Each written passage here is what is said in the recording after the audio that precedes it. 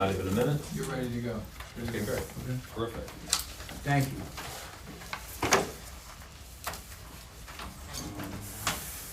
Good afternoon. Welcome to the Orange County Industrial Agency Audit Committee meeting. I'd like to call the meeting to order at 5:20 p.m. Wednesday, March 5th, 2025, and ask for a roll call, please, Bill. Dean Tamburri, Present. Mark Green, Present. Jeffrey Christ. Here. Two of our three committee members are here, plus our chairman has joined us as well. For staff, myself, Bill Fioravanti, Kelly Riley, and Marty Barras are remote. We also have our AV company here, Acquisitions, Billy Iverson and Dylan Burke. Our state monitor from Anshin, Victoria Barrett's joining us remotely. And of course, we again have our guests from PKF O'Connor Davies, Melissa Zott, and Colleen Harris. That's everyone. Thank you. The proof of notice of the meeting is in our packet, and it was properly provided and approved. And so now for the minutes are from April 26th, 2024. I know it's a long time ago, but this will only meet a few times a year or as needed. So looking for a motion for approval of the minutes of April 26th, 2024. I will make that motion. I will second the motion. Any questions or discussions? None on your part, none on my part. Motion passes. New business. We're looking at the annual financial audit by our accounting firm. Yeah. Thank you.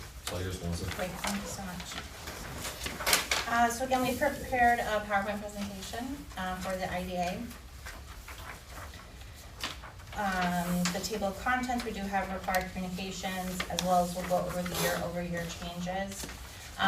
The required communications are similar to the OCFC. Would you like me to go over them again for the IDA meeting as well? Maybe swiftly? Sure, no problem. So as part of the external audit process, management and those charged with governance have certain responsibilities, making sure that you're selecting and implementing appropriate accounting policies.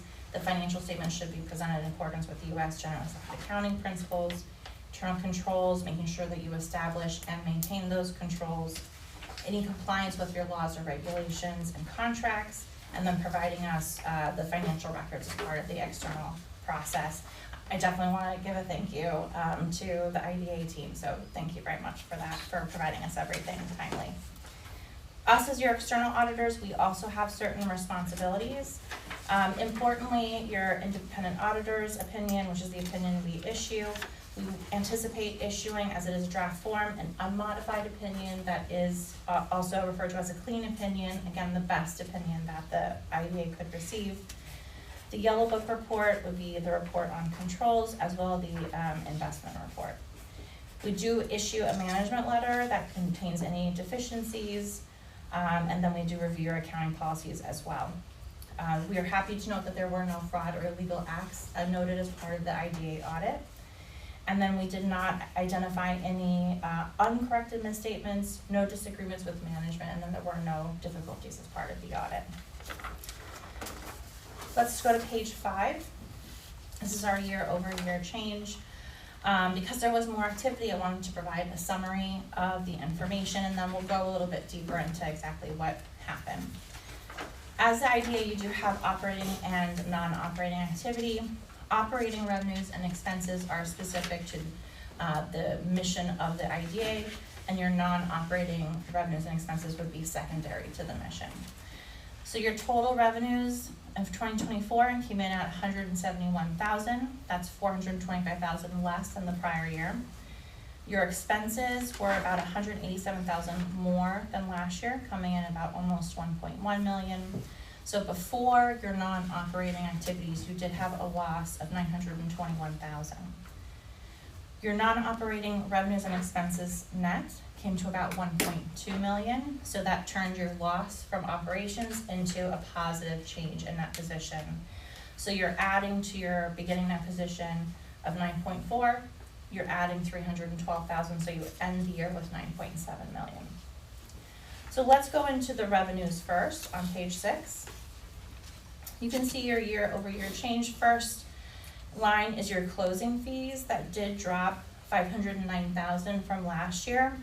Last year, the $542,000 was related to closing fees for the Goshen developer and the Royal Wine, whereas this year you had a supplemental application that had a closing fee associated with it for the castle. So that would cause the drop.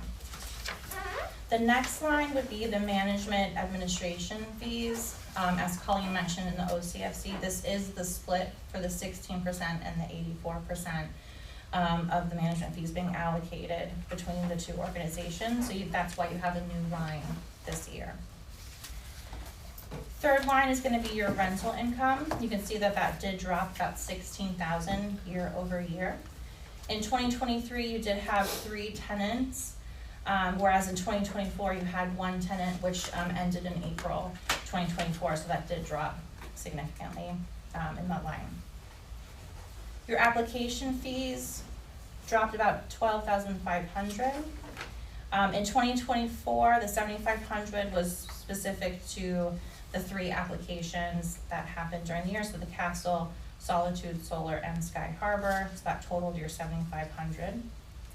You had a small amount in your administration fees that you collected, and then you had an other income line. You had $26,000 approximately. Most of this was related to miscellaneous fee income related to the amendments of leases and other miscellaneous revenue. So that's your total operating revenue. So even though it dropped $425,000, you can see most of that was related to the closing fees. You did have some non-operating revenue. Your interest income did increase significantly, so it ended up being $837,000, which you'll see on the balance sheet in the next slides. You did have significant more investments. Your treasury bills are reported at fair market value, so that would cause it to increase this year.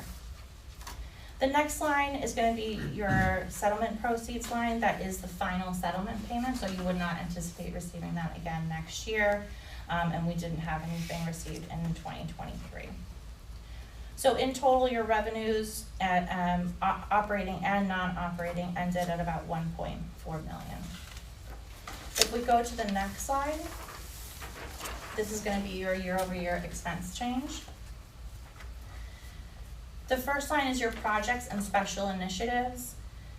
Last year, $147,000 was spent on this line, whereas this year it's $22,000. The drop was related specifically to the shovel-ready program expenses. Your payroll and payroll tax benefits, there were some increases in the salaries that were approved by the board, and then your payroll tax and benefits decrease related to the profit sharing contribution. Your rent did decrease slightly, so $49,000 to $33,000. I think as we talked about a little bit last year, the way that the lease standard requires us to report it, we have to amortize the lease payable over the life of the lease, which impacts the total amount of rent expense here. The next line is going to be your professional fees, and you can see that's one of the larger of the expenses that the IDA incurs. Last year you had $126,000, this year $345,000. So that change was about $219,000 increase. Of that amount, a majority of it was related to the Anshin contract, which is the New York State monitoring. Mm-hmm. Next, you had a slight increase in your advertising expenses, so that would just be expenses on your marketing during the year. Small changes in utilities and insurance, and then you have your depreciation and amortization. So generally your rent for your lease standard moved down into that amortization line, so that's why that increase in your rent decreased. Those were the major operating expenses, so we did cover about 87%. There are many expenses on the financial statements, but those are the ones we wanted to point out. You could see your other operating expenses did have an $81,000 increase, so it does include multiple lines, but a large portion of that was related to your website redesign this year. And then you had a small amount on your loss of disposal of assets, which you did remove some assets we'll see on the balance sheet. If we go to page 8, this is going to be your balance sheet. As we talked about in the assets, you have your cash equivalents as well as your investments. We talked about your interest earnings increasing, so your cash and equivalents dropped 3.3, but you did end up purchasing those investments, the treasury bills as well.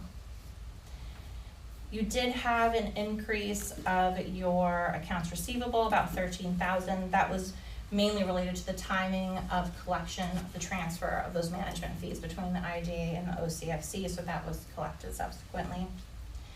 The next line I wanted to point out is your capital assets, so it's the last line on your assets line. Like I had mentioned, on your loss of disposal, you did dispose of your old equipment, your old furniture, and then that also includes any current year depreciation as well. Next is your liabilities. You do have your accounts payable accrued expenses. They did drop 54,000, but I do want to point out your escrow liabilities. You had 42,000 this year. Last year, they were all reported in one line called the accounts payable accrued liabilities. So what I will be doing on the final report is breaking those out so it's comparable year to year. Last year, you did have 79,000 in escrow liabilities, so those dropped to 42,000.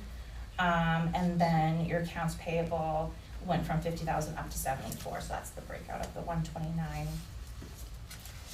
Your deposits payable is small, but did stay the same, and then your leases payable specifically relates to the rent associated with the rent expense I mentioned before. So your net position we talked about ended at the year at 9.7 million. It is broken out into different buckets. You have your investment in capital assets, so that's the 39,000. Essentially, that's your capital assets amount, which includes the right to use lease of the asset, as well as offsetting that and reducing that by the lease payable. So that's how we get to that $39,000 number. You do have an amount designated in your 2025 budget for $250,000. I believe that's for your shovel ready program. And then that leaves your undesignated at almost 9.5 million. So that concludes the number changes. If anybody has any questions on those before we move on to the management letter.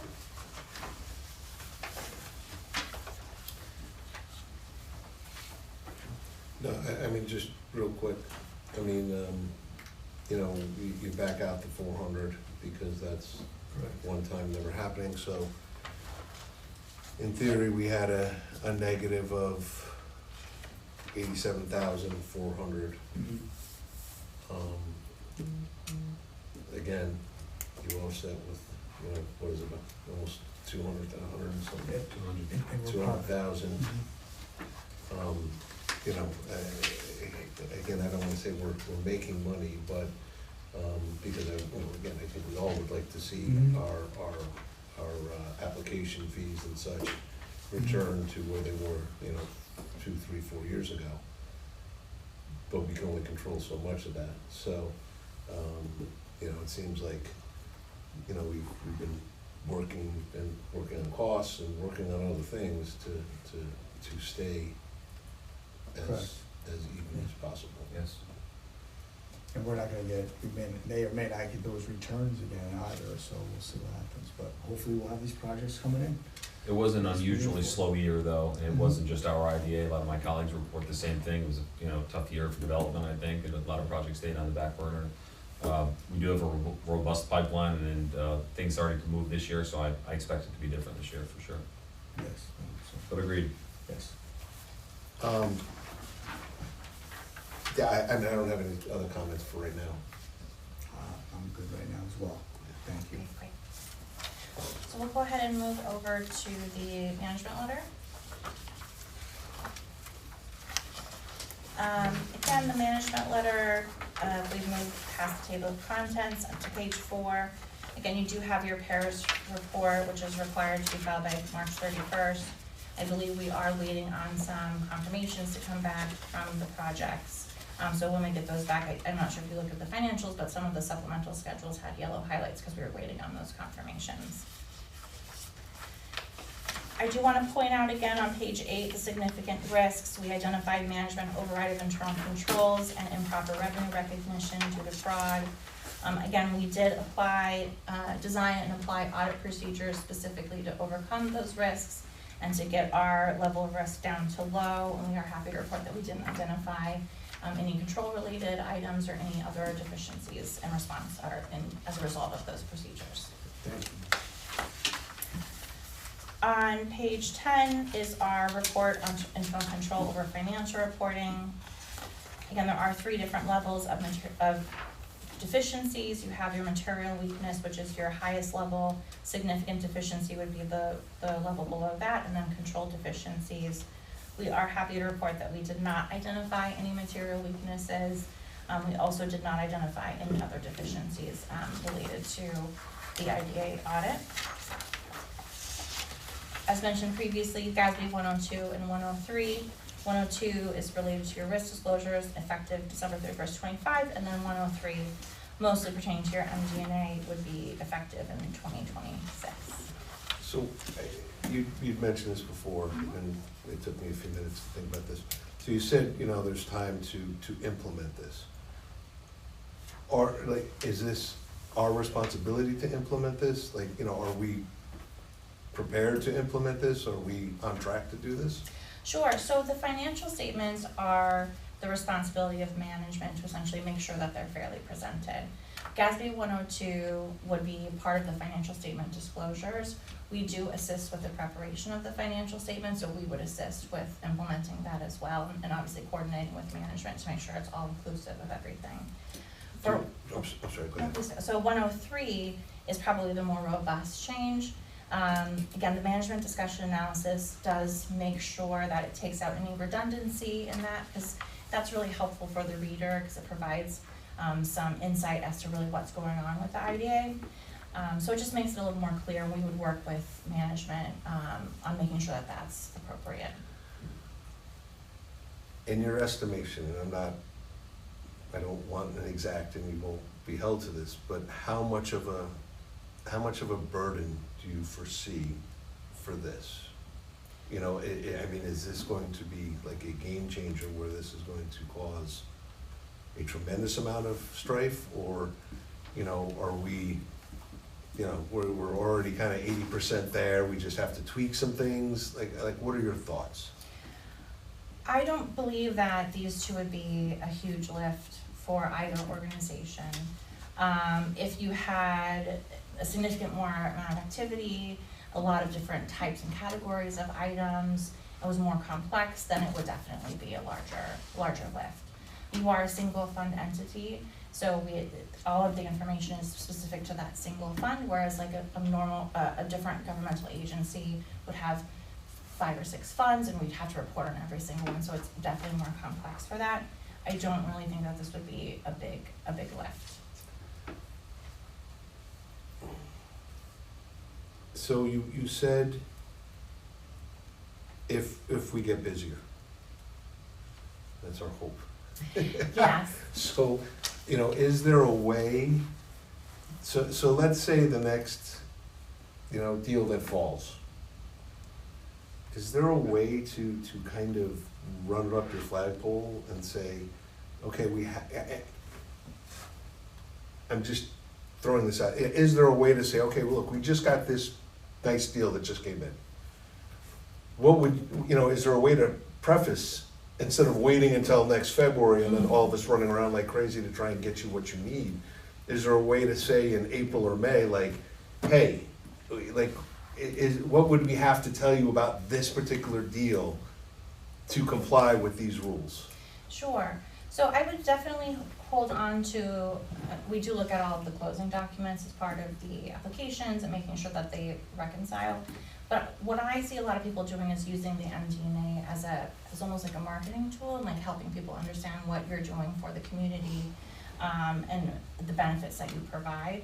So you could really take what you have here and include other things that might help attract more companies to come in and have apply and provide those type of services. But as long as you keep all the closing documents and we include the activity specifically in here, I think would be fine. And you guys already have all the documentation on that.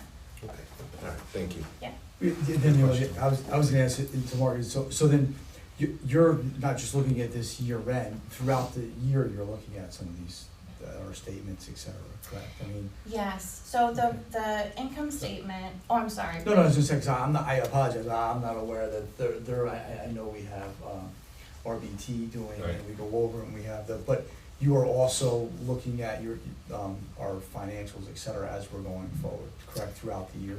So we look at the entire year when we come out here, Okay. in January, February. So we would look at, all of the activity that happened, we review all of the minutes, both the committee and the board minutes, identify anything that was significant or would impact the financial statements. We look at all of the activity for the revenues and your expenses for the year, but we don't necessarily look at them throughout the year. Okay. If anything comes up, I apologize, but I think that's to your point, Mark, Well, should we do that? I'm asking in it the a middle different of the way. year, in the middle of the year. Mid-year. As, for the last couple of years you've been doing this, is there anything that you would raise your hand that we aren't currently keeping, saving, documenting? Is there anything we haven't been doing that would cause this to be a problem next year? You know what I'm saying? Like, or are you saying, no, you've got all the stuff, we just have to massage it a little bit differently? exactly, you do have Okay. everything you need to Okay, do it, all yeah, right, fair enough. Yeah. Thank you. of course. Then I'm gonna ask it again, a different, I apologize, it's like, so in other words, with these changes in Gatsby, you don't feel that we should maybe have you look at it mid-year or something, just to make sure that we're on the right track with these changes? A lot of it, That's. oh, I'm so sorry. No, that's all I was gonna say. Yeah, Then I- absolutely. yeah. So the GASB 103 really relates to the financial statement preparation. Mhm. So we wouldn't want to address these until we get into that Okay. preparation process. If we do present a budget to actual, let me see, I don't think we do. If we presented a budget to actual, there is a heavier lift, that's the last bullet point, and you have to really provide a lot of narrative as to the changes. So we do get that information as part of our audit process, but it would just have to make sure that the reader's gonna see it as well, not just us. So making sure that that is, but Okay, so I think it's overkill to try and do, you know. I get it, yeah. generally, when there are GASBs that significantly impact or do require a heavy lift, we reach out proactively before anything needs to be implemented, just to help with the assistance, make sure we can answer your questions. We did implement GASB 101 this year, but it's compensated absences, so if you have had any vacation or sick time that got rolled over, gets paid out at termination, we would have to classify that, but there's not necessarily any of that categorized here. For some of our larger municipalities, they do offer a lot of different types of benefits. So even for my June 30 year ends, I'm reaching out now to help them assist through calculating that, making sure that they understand it. So we don't really like to wait until the end for a lot of these things. You're kind of laughing at us right now, aren't you? No, not at all, not at all. She's We like to provide. She's like, I got a city of 3 million people I'm dealing with, Yeah. and you guys are talking about 3 employees, like, So let's good move question. on. Can I go home, please? Yeah, she's like, 6 o'clock, let's go. No, they're all good questions. I think it's important to understand, all the financial impact of these. There's a lot more GASBs coming up. They keep issuing them every year, so. Thank you. Thank you. With that, Bill, any? No, Before we I do- think she don't. Are you done? I don't think Sorry, you're no, done. you're not. No, I cut sorry. her off. Exactly, right. That's okay. All right, not done. Page 13 is just the correctness statements. Those are adjustments that we identified as part of the audit. The first entry was really related to the GASB 87, so your lease liability and then your right to use asset. That was just a prior entry. And then the second would be to update the leases based on the current year amortization. The third entry was related to your treasury bill, putting that at market value, and then your CD earned interest quarterly, so we put that as well. Appendix 2 is your management rep letter, so that would be what Bill would sign at the end when we're ready to issue, just representing that everything was accurate, provided to us, and then a flyer about us. So that would conclude the presentation. Before we move to a motion, can we check in to see if Jeff had any comments and Of maybe course. Victoria online? Of course. Any questions or comments about it? I think I'm okay, thank you. Okay, great. And Victoria, just want to give you an opportunity if you had any questions or comments? No, I'm good, thank you, Bill. Thank you. Okay. So with that, thank you again for the presentation. I appreciate it, both of you. And I'm going to ask for a motion to bring these reports to the full board for approval. If I make the motion, can I still talk? Because I still have another question or comment. Yeah, well, I was going to ask once you. Okay, I will make the motion. Any questions or discussions? Yes. Second first, maybe. Yeah. Second. Okay. Any comments, insights, thoughts, how we can be better? Anything that, you know, how have, I've asked our team, but I'd like to ask you, how you have seen the process go these last three, you know, let's say 2022, 23, 24. Are we becoming more efficient? Do we still have things that we could do better? Any kind of thoughts from you all, how we can improve this process and be better at it? Sure. So our external audit specifically focuses on the financial information of these two organizations. I think if you notice, go back to 22, we have the management letter comments that we identified. Generally, we have a couple of those. It went down, I believe, to 1 last year, and then those were fully resolved in this year's audit. So that's what we generally like to see. We like to see them addressed and not repeated year after year. So I'm very pleased with that.